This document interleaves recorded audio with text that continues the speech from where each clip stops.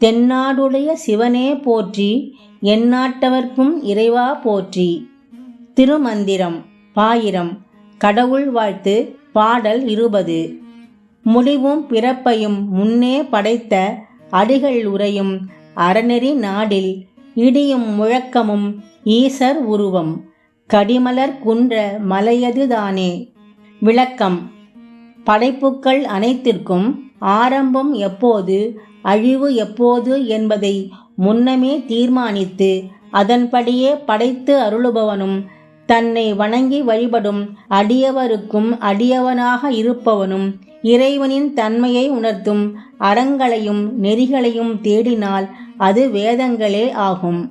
அத்தகைய இறைவனின் உருவம் எப்படி இருக்கும் என்று தேடினால், இடி இடிக்கும் போது வானத்தில் தோன்றும் மின்னல் ஒளியும் அவன் உருவமே. அப்போது கேட்கும் இடியின் ஓசையும் அவன் உருவமே ஆகும்.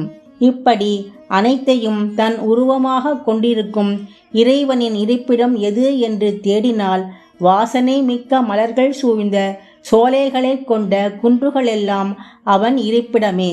அந்த குன்றுகள் இருக்கும் மாபெரும் மலைகளும் அவன் இருப்பிடமே. திருச்சிற்றம்பலம்.